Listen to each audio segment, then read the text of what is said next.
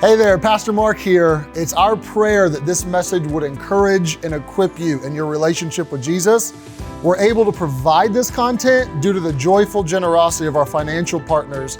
And if you'd be willing to join that tribe and help get some sermons like this around the world, you can donate at harvestbaptist.info/give. God bless. And we're going to start with a story of Forrest Fenn. In 2010, Forrest Fenn decided he was going to spice up his retirement. If you don't know who Forrest Fenn is, he was a millionaire, a very eccentric millionaire at that, an art dealer, and kind of a real-life cross between Indiana Jones and your quirky uncle who gives you weird birthday presents. Like he's just a unique guy.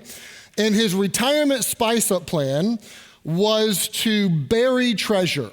And you mean, what do you mean treasure? Like a box, a chest filled with treasure. There were gold nuggets and rubies and diamonds and antique bracelets and millions of dollars worth of valuables. He buried where he called somewhere north of Santa Fe in the Rocky Mountains. And then he wrote a 9-stanza cryptic poem in the middle of his memoir that was the key to unlocking where exactly the treasure was. As you could imagine, this allowed him to sell lots of memoirs and books. It was a great marketing strategy. But not just thousands, not tens of thousands, hundreds of thousands of people began to flood into the Rocky Mountains on an adventure trying to find the buried treasure. They became amateur detectives. They began poring over maps. They began trying to figure out exactly what these clues in his cryptic poem meant. They trained bronze-sniffing dogs to be able to sniff the treasure. They analyzed through facial recognition software, microaggressions and things in Forrest's video interviews, all in an effort to figure out where is the buried treasure. And the dream of striking it rich for many people began to produce something funny. And by funny, I mean a bit tragic. The hunt unleashed a tidal wave of greed under the guise of adventure. Participants began to quit their jobs, spend their life savings, neglect their relationships, even put themselves in mortal danger. 5 different people died as a result of the search for the treasure. And stories began to emerge not just of competition, but of deceit and betrayal amongst friends and legal battles over ownership. And what started as adventure became obsession. Many friendships became feuds. And the Forrest Fenn treasure, although eventually discovered in 2012, which incidentally has been rebought at auction and reburied, should you want to go try to find it, it remains a legacy and a powerful reminder of what greed can do to the human heart and how it can corrupt us in some really profound ways. And if you survey our culture at all, you will find stories left and right, not just of Forrest Fenn's treasure and what it did to so many people, but of Bernie Madoff and Ponzi schemes, Mr. Beast wanting to give away $10 million in a game show and the links that people will go to for that. Our culture is filled with stories of money grabs and get-rich-quick schemes and, frankly, greed. And in a world chasing gold, it might just be that the real treasure is a generous heart. And this morning, I want to round out our series on the church and try to show you how the church in an age of greed is supposed to be a culture of generosity. And I want to look at 1 Timothy 6 for this. It is perhaps my favorite passage in all of the Bible on money. There's so much here, and we're just going to do a survey and a quick treatment of the text. But I want you to see what Christians have long said about money. The desire to have money. If you do have money, what do you do with it? Here's what the scriptures would teach. 1 Timothy 6, verse number 9. They that will be rich fall into a temptation and a snare, and into many foolish and hurtful lusts, which drown men in destruction and perdition. For the love of money, not money itself, but the love of money is the root of all evil, which while some coveted after or became greedy for, they have erred from the faith and pierced themselves through with many sorrows. Verse 17 will say, charge them that are rich in this world that they be not high-minded, nor trust in uncertain riches, but in the living God who gives richly all things to enjoy, that they do good, that they be rich in good works, ready to distribute, willing to communicate. I want to begin our journey this morning just by asking you to acknowledge the paradox. I'm going to start with a question, and I want you to picture in your mind's eye a person, a personification of the answer to this question. And here's the question. When you hear the word rich, who do you picture? I don't want you to get somebody locked in your head. It can be anyone you want, but someone, when you hear rich, you think them. You got it? You got your person? Now, I don't know who you picked. It might be, I put a couple people that we know in our culture as rich, Jeff Bezos or Elon Musk, or President Trump, of course, was known for his wealth before he was known for his presidency. Maybe it's no one famous. Maybe it's the guy at work who got a new car, or the gal down the street who also has family camp in the woods and a beach vacation home, and you wish you had both. But I can promise you I know who you did not picture.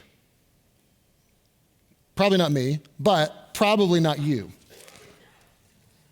The one person that you did not picture, if I'm willing to bet, is yourself. Because nobody thinks they're the rich person. Everybody thinks rich is somebody else. There was actually a tremendous survey done on this by Gallup, where they asked people their income, their annual household income, and then what they thought the income would be of a rich person. And what they found was, it's double whatever you make. They asked people who made roughly $30,000, and they said the rich people are the people who make $74,000. That was their average. They asked people who made $50,000, what's a rich person? They said the people who make 100. They asked the people that made 100. Guess what they said? 200.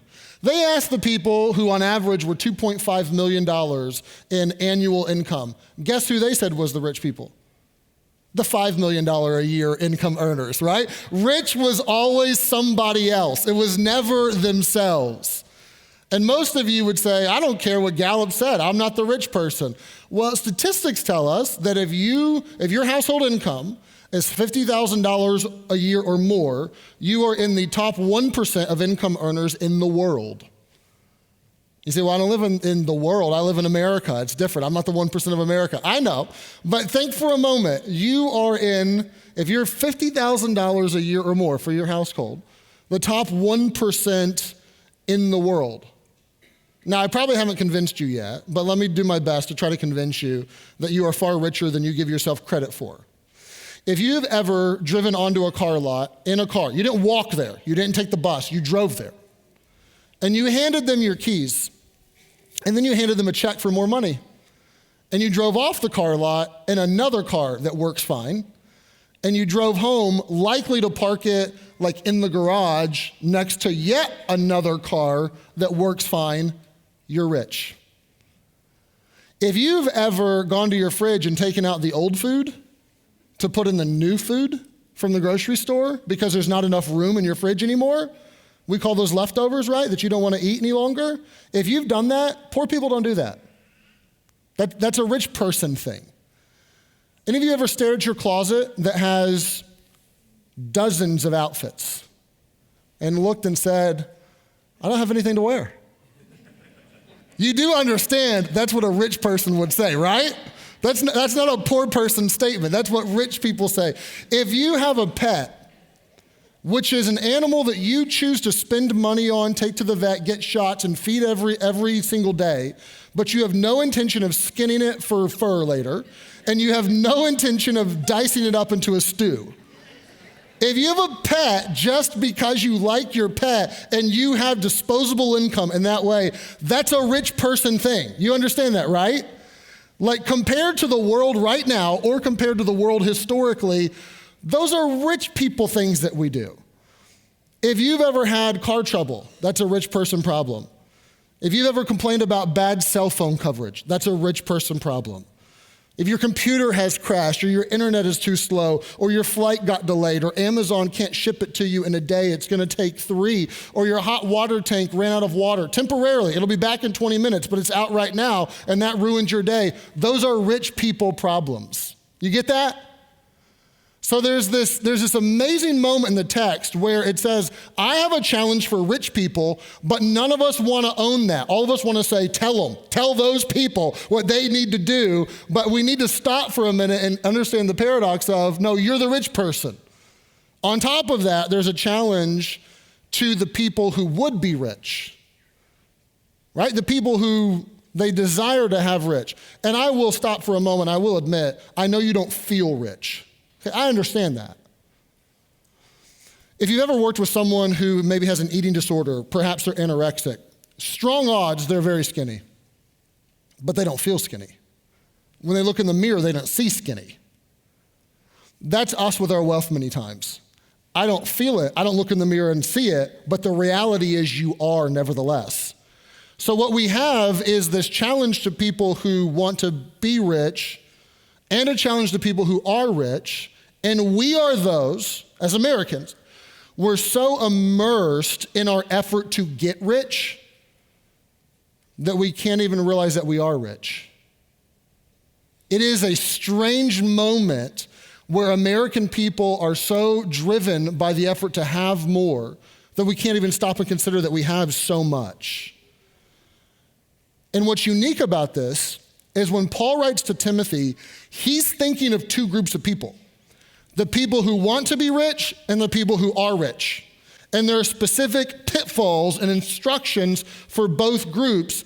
We are both groups at once. That's the crazy thing about our culture is we are trying to get money, yet we have so much at the same time. So now we have a double dose of danger. So the dangers that exist for the people who want to be rich and the dangers for the people who are rich both apply to us at the same time. You get that? So here are the dangers that he lays out, and I want to just assess these for a moment. In verse number 9, he says the people that want to be rich, they fall into temptation and a snare and into many foolish and hurtful lusts, which drown men in destruction and perdition. The love of money is the root of all evil, which some, having coveted after, have erred from the faith and pierced themselves through with many sorrows. 6 unique pitfalls that are for those who want money. You fall into temptation, you fall into a trap, you are controlled by harmful habit-forming desires, you plunge headfirst into destruction, wander from the faith, and fill your life with sorrows. Now stop for a moment and answer the question, does that scare you? Because it should. That is a terrifying list. One of those on their own is scary. All 6 of them combined are shockingly scary. This dovetails so beautifully with Jesus' message about money, to which his disciples were constantly shocked because his disciples operated off of the prevailing notion that if you had wealth or money, that was because God blessed you. Period, end of sentence. Therefore, you were spiritual and wealth was a good thing. But Jesus says over and over again that wealth may not be a boon to your spiritual life. It may actually hamper your spiritual growth and prevent you from salvation even. Jesus presents the picture over and over again that wealth and the desire of wealth could not be a help, but could actually be a grave danger. And this echoes that exact sentiment.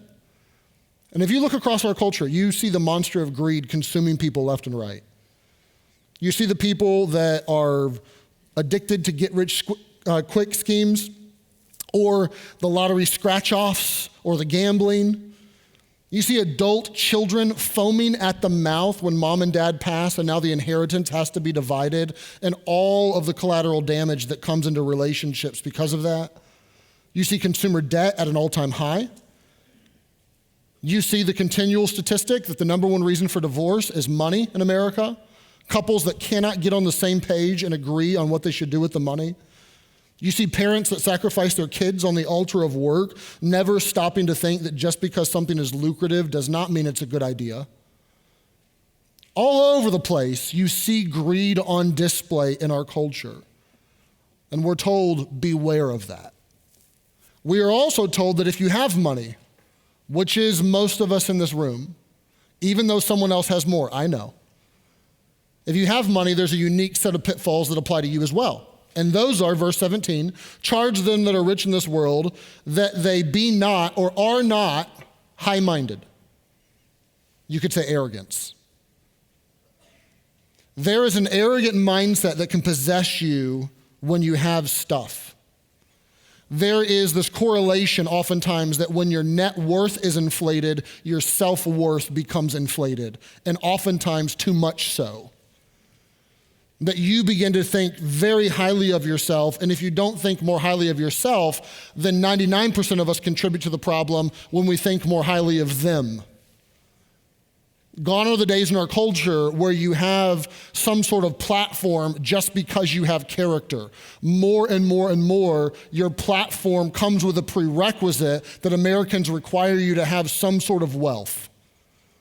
You must have a flashy car, you must have a big house or two, you must have a lot of money, you must have been able to how to figure out the financial matrix. If you've done that, then you have gone over the bar of entry and you're allowed to have some sort of platform. That's how Americans view it by and large now. We think highly of people that have money. What is that? That's all of us contributing to the arrogance that can possess those that have money. And we're told, beware of that. We're also told to beware of misplaced trust. Charge them that they are not high-minded, nor that they trust in uncertain riches. Why would we have that instruction? It's because there is a human tendency to take your trust and to tiptoe it away from God and over towards your wealth. Because it's with this money that I can have stuff, not just stuff. I can have status, not just status. I can have security. If you have participated in even the most basic levels of financial planning, which I am not against, if you have a savings account, if you have a 401k that the company matches, if you have an insurance policy on your home, just the most basic of items, you are standing in the middle of a river whose current is pulling you towards self-trust and securing and relying on your money away from God. And you have to understand that you will not only have to walk, but swim upstream in order to keep your trust where it belongs with God. There is this current that will rip you away from God when you have money, if you're not careful. And you'll begin to trust in your stuff. Proverbs told us this when it tells us that a rich man's wealth is his strong city, and as a high wall is his own conceit, meaning a rich person has a false sense of security in their money and their stuff. Of course, our founding fathers knew this all too well. I dare say they were intimately familiar with 1 Timothy chapter number 6 when they put on our money, in God we trust, as a way to remind us, don't trust in the dollar, don't trust in your money, don't trust in your wealth, but trust in God. But despite the reminders all around us, we all have this propensity to start to trust in our wealth just a little bit more. Now, thankfully, this passage gives us more than warnings. It gives us not just pitfalls that can come to you when you want money and when you have money, but it comes and gives us a blueprint for living generously in a world gone greedy. And it answers the question, how do you possess money without money possessing you? Because it never says to divest yourself of everything that you have and give it all away and take a vow of poverty. It never says that. How do I hold on then to my wealth without it holding on to me? Well, it's going to tell you to adjust two things. One is internal, your heart. One is external, it's your habits. Let's start with the heart, verse number 17. Charge them that are rich in this world that they be not high-minded nor trust in uncertain riches, but in the living God, or trust in the living God who giveth us richly all things to enjoy. The heart adjustment is twofold. Number one, I will trust in God, not in riches. I will not trust in riches, but I'll trust in him who richly provides. I'm going to trust in God. I'm going to have a deep understanding that while I may play the stock market may crash. While I may put my money in a bank and it could be FDIC insured, the bank may go bankrupt. I may have a nest egg, but that nest egg may dwindle and go to nothing. I think this is a good investment opportunity, but the investment opportunity might be a scam.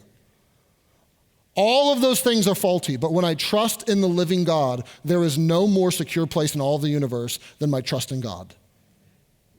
I trust in God. I don't trust in money. I don't trust in my stuff. I am relying on God. What did Jesus say about covetousness and greed? He said, beware of it.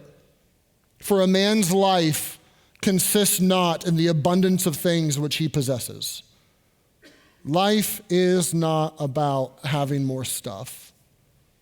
Despite the American narrative to the contrary, life is not about the stuff that you have. So the heart adjustment number one is I'm going to trust in God. I'm going to work to trust in God. I'm going to take inventory of my heart. This is going to have to be like a continual battle that you face, that I'm going to trust in God, not in my money. Heartbeat number two is I will have gratitude, not guilt. I love that the last phrase is included. God gives us richly all things to enjoy. He does not say, I'm going to give you some stuff and you can never enjoy it. He doesn't say that. He doesn't say you better eat rice and beans, never have a ham. He doesn't say that you got that because of your privilege or because of your grandma and grandpa who gave you an inheritance and it's, there's nothing that you, no. He says, I'm going to give it to you. I'm going to give it to you, and I'm even going to give it to you to enjoy. There's a measure of that that's there. So when it comes to having stuff, we don't have guilt over our stuff.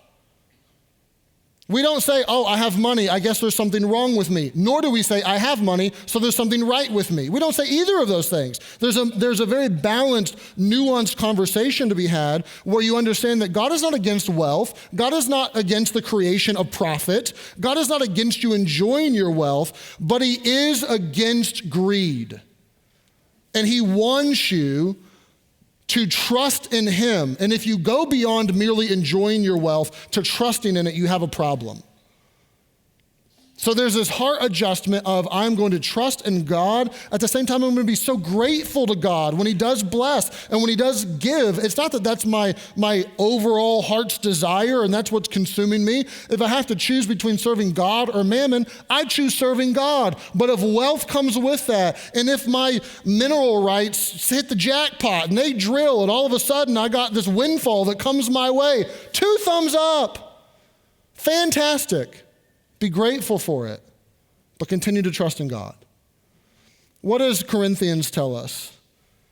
Being enriched in everything to all bountifulness, which does not sound meager by any stretch of the imagination.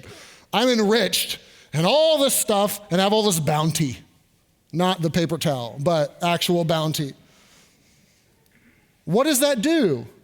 It causes through us thanksgiving to God. The real heartbeat should be the business has gone well. The investments have paid off. This has gone great, so I'm grateful to God and I continue to trust in him. That's the heart. That's the heart. But then you have to adjust your habits. Now, some of you may not need to adjust your habits. They may be spot on. But here are the habits that should be for those who have some stuff. Verse 18, that they do good, that they be rich in good works. You want to be rich in good works. That they're ready to distribute. They are open-handed on the edge of their seat, looking for opportunities to shovel out some of what God has shoveled in. Not only are they ready to do it, but they're willing to communicate. That word means share. They're ready and willing to share. Here is the headline on what God says to people who have money. And I remind you, that's 95% of us in this room. The headline is this. Do you have more? More than most? Yes. Well, then do more and give more. which is a really logical thing to say. If you have more, then I want you to do more and I want you to give more. That's what he says. Be rich in good works. Be ready and willing to give it away. Now, this is going to create a conflict for you. Just forewarning. If you're a middle-class American, you're going to have a conflict of wills when it comes to this, because there will always be more stuff to buy.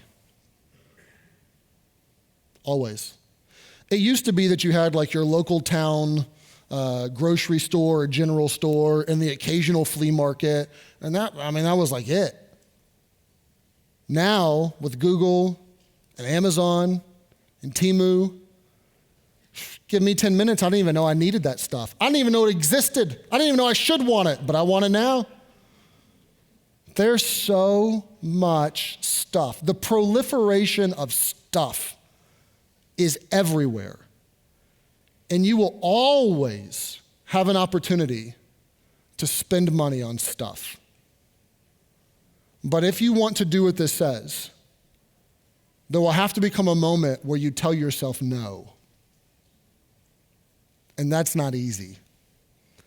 To tell yourself no in relationship to your diet, to tell yourself no in relationship to your addictions, to tell yourself no in relationship to the self-talk that goes on in your head that's completely crazy, or to tell yourself no when it comes to buying more stuff is not easy to do. But you will have to have many moments where you say, I'm not going to do that. I'm not going to buy that. I'm not going to spend that. I'm going to choose to give it and to bless them and to be open-handed. And there will be a conflict of wills, but if you have the courage to say no and to live generously, it is almost as if you are taking the idea that grabs a hold of you, that is the American idea that money and stuff is the key to happiness. When you can say no and start to give it away, you loosen the grip of that idea, little by little by little. Every time you do it, you're loosening that grip and saying, I don't believe that. I'm not going to let that moniker of money and stuff is the key to my happiness grip my life. I'm not going to do it. I'm not going to live that way. I don't believe that. So what do? You live generously. Now, let me add to our paradox one more layer. We are the people who are so busy trying to get wealth that we don't even understand we have so much wealth. So nobody thinks that they're rich, but everybody thinks they're generous. Have you noticed that? It's hilarious to me. And this gets me so many times. I fool myself. Nobody thinks they're rich, but everybody thinks they're generous. Why? Well, there was this little red kettle outside of Walmart at Christmas, and I threw my spare change in there. I tipped 22% at a restaurant last week, Pastor. You should have seen the waitress. It was amazing. I was very generous. Everybody thinks that they're on the generosity train. Nobody thinks they're on the rich train. And the reality is, most people are rich, but not a lot of people are generous. You say, well, how would I know if I was generous? Is there some sort of like test? Is there some sort of principle? Is there some sort of measurement that I could take to help me know if I was generous? Yes, I'm glad you asked. I'm going to give you that, and this is how I will end my sermon. We're going to hold up the generosity mirror today. And we're going to take a look in it, and we're going to see if the generosity mirror reflects generosity back at you or not. Now, I want to be clear. I'm giving you this not to guilt you. I'm giving you this for clarity.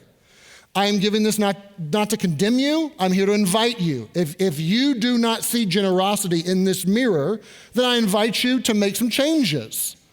But these aren't from me. These are biblical principles of what a generous person would look like. There's 4 of them.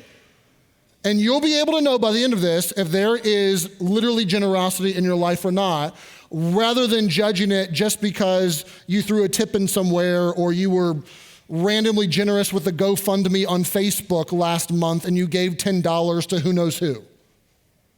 So here it is. Here's the generosity mirror. The first concept is that of posture. What is the heart behind the habit of generosity? Start with the heart. What's the heart? Because if the heart's not right, you're not really a generous person. If you give away half of your income, which would be generous in terms of percentage, but you do it to earn God's favor as a way of trying to somehow pay penance and get salvation, you've missed it. You're no longer generous. You're trying to buy God off. If you give away 10% of your income, but you do it to get off of God's curse list because you're convinced that he'll curse me if I don't, and then if I hit 10%, then everything's magic, then God's your tax man. You're just paying a bill. There's a heart first. What's the heart? Well, the heart of trust. We saw that in verse 17. I'm going to trust God with everything, including my money. Proverbs tells us this, that you trust in the Lord with all of your heart, and you lean not into your own understanding, but in all of your ways, including your budget and your pocketbook, you acknowledge him. He'll direct your paths. God doesn't need your money, but he wants your trust. Never forget that. He doesn't need your money, but he does want your trust. And generosity is one of the clearest ways for you to reflect that trust. It is a pathway into your heart that is very clear and very demonstrable. Generosity is a pathway to help you trust the Lord more.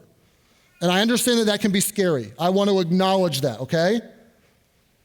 I understand that when you're not used to being consistently generous, the idea of doing so is like, well, how am I going to, I don't know what's going to happen. But if you will trust God in those scary moments, you'll eventually find that God is trustworthy and he won't let you down. And when you discover that he's trustworthy in relationship to your finances, you will begin to have joyful generosity, where you will give and it will no longer be scary, but you will be excited. You will be happy. You will be on the edge of your seat anticipating what God is somehow going to do and how he'll bring blessings into your life. Like, you will be excited and you'll turn into what Corinthians calls a cheerful giver. It tells us that God loves a cheerful giver. And I want you to know that the path to cheerful giving is oftentimes a scary path. But if you'll push in and you'll trust, God will be trustworthy and you can be a joyful giver. You can have joyful generosity that possesses you.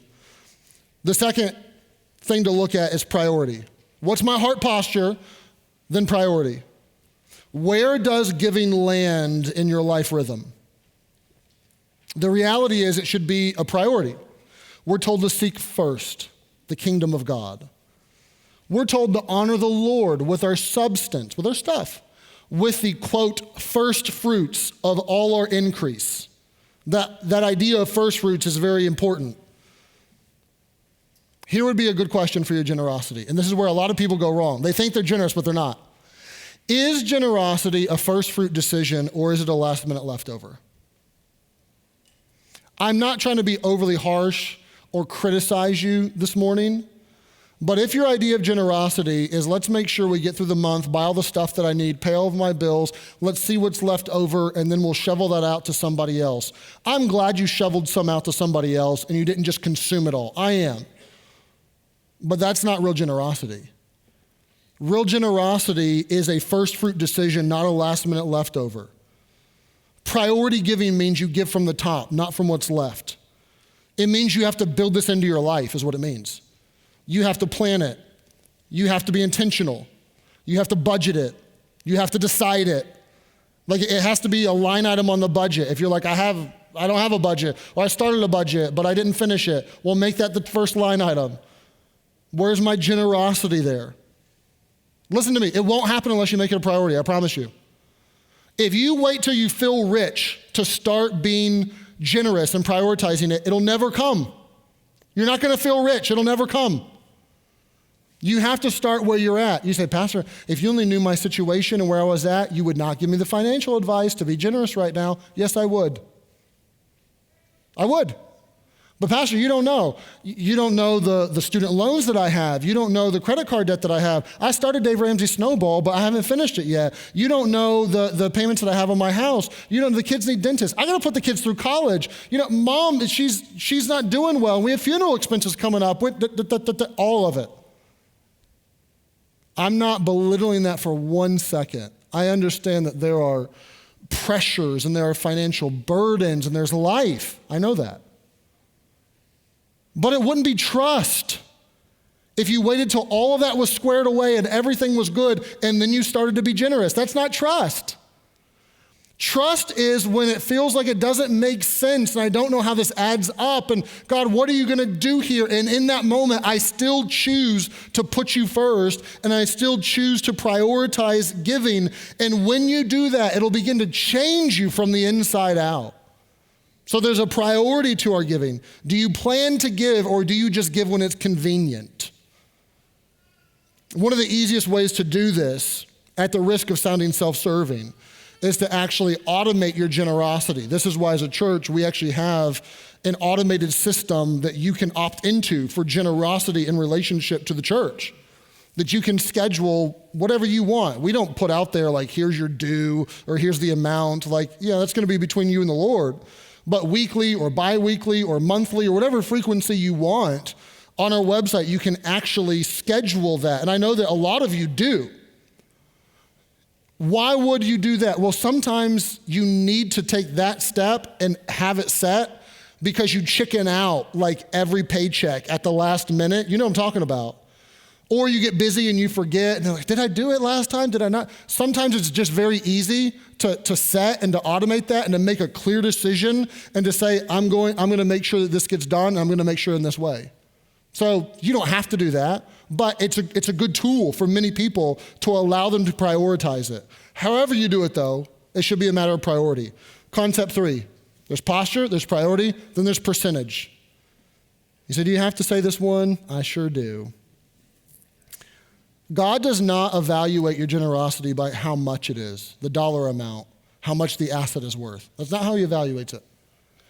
He evaluates it generally in relationship to how much it costs you to give, i.e. the widow and her 2 mites. Remember that story in Marc? Where Jesus said, oh, these people are being generous. They're giving all this money. No, they're not. This widow over here gave a teeny bit, but it was everything that she had. It was 100%. It was less money, but it was more in relationship to sacrifice. And she actually is the blessed one. She actually is the generous one. Why would he talk about her and her giving in relationship to percentage? Well, percentage makes it measurable, proportional. It's a very helpful concept. This is why the biblical concept from Abraham to the Old Testament law of tithing, tithe means 10%, has been around for a long time because it makes it a very measurable, proportional way of looking at what is generous. If we just did dollar amounts, for some of you, if you wrote a check this morning for $1,000, it would be the most sacrificial thing in the world. I mean, it would be outlandish for you. For others of you, if you wrote a check for $1,000, it'd be pocket change. Well, is $1,000 generous? It's not about the amount. It's actually more about the percentage. I would go so far as to say, if you don't have 10% of your income that you're giving away, you're not a generous person. I'd be that blunt. You say, well, I do give 10%. I give 7.65% to my FICA taxes. I give 2% to Pennsylvania for my state income taxes. And then I buy my kids Christmas presents. That's 10%. That's not what we're talking about, okay? We're not talking about your tax bills or your electric bills or the bracelet that you bought your wife for your anniversary, although there could be generosity attached to that in some way. We're talking about saying this is a chunk of my income, our income, that we want to give away. Percentage is a beautiful thing because it helps you understand and measure where you're at. All of the data tells us this. The more money a person has, the smaller the percentage of their income they give away. Even though the dollar amount may be more, because we fall into this trap of, you know what? Well, it was more. The dollar amount was greater, but the percentage was less, which is why there's percentages all through the Bible. So think about, where am I at right now? If I took my generosity, what percentage does that add up to? Do you know that number? Would you have a guess? Would you be able to say, hey, here would be growth for us. Here's what we should aim at. For the record, well, we'll get there. Number 4. I almost jumped the gun. Number 4 is progress. Are you growing in your generosity over time? That's the question. What is my heart's posture? Is it a priority for me? Is there any sort of percentage associated with this? And is there progress over time? Many people have pointed out, well, the New Testament never says that I have to tithe, and you're absolutely right. It never mandates that on a New Testament believer. It mandates more than that. It mandates that you are like bountifully generous, that you would do more and give more. Like, it's not like, here's my duty, 10%, I'm scotch-free. I paid my tithe bill. That's not the idea. Percentage is a great way to look at it, but there should be this progress perhaps over time in a discipline that you grow in. I do understand you have to grow in that. If you're at 1% of your income that you give away, you're probably not going to 20% tomorrow. If you can, great, have at it. But most of you probably are not. It's probably going to be 10, and then 12, and then 14. And it takes time. For most of you, that would be a scary thing. For some of you, it's like, been there, done that, you know? We're at 25 right now.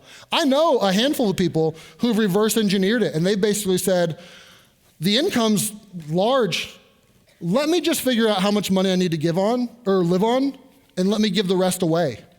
And they'll give away 60%. They'll give away 80%. I know someone who reversed tithes. They live on 10%, but they give away 90% of their income. Because that 10% is still hundreds of thousands of dollars that they're more than comfortable to live off of.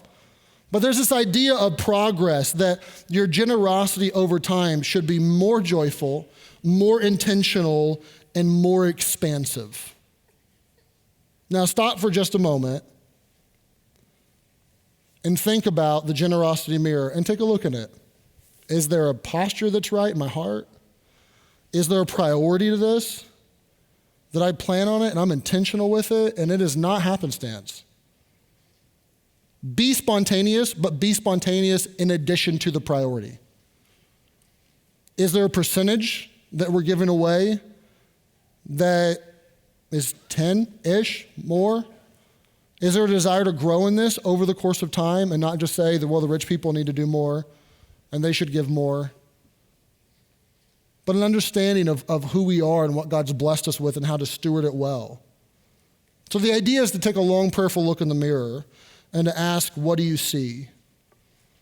I pray that you see a story of trust and growth in your relationship to stewardship and money. But if you don't, then start that journey today. Don't take it as a condemnation and like, oh, well, I failed a test. I guess I'm not actually generous after all. I thought I was. That's not the goal. The goal is to see it as an invitation, to say, live generously. Remember the beginning of the sermon? Whether you feel it or not, you're rich. You live in a way with hot water heaters and air conditioners and roofs over you. You live in a way that kings and queens would have killed for not too many years ago. Acknowledge that. Don't feel bad about it, but acknowledge that. And then say, you know what? I want to steward that well.